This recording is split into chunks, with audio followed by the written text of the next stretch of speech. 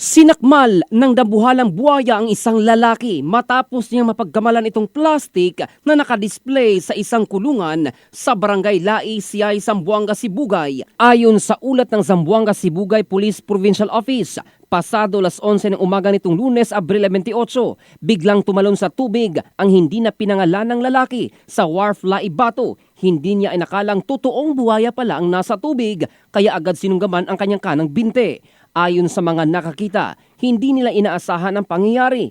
Labis ang kanilang pag-aalala at takot habang nakikita ang lalaki na pilit kumakawala sa pagkakagat ng buhaya.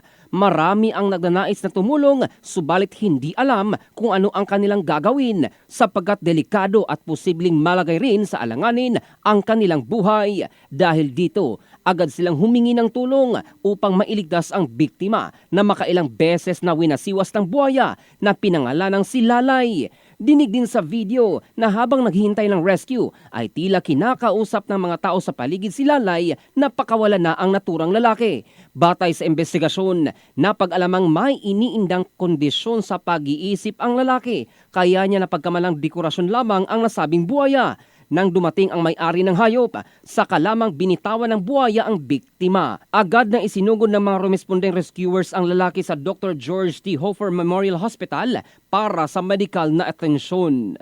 In the heart of changing lives, ito si Jofel Candado ng Brigada News Philippines, the Music and News Authority.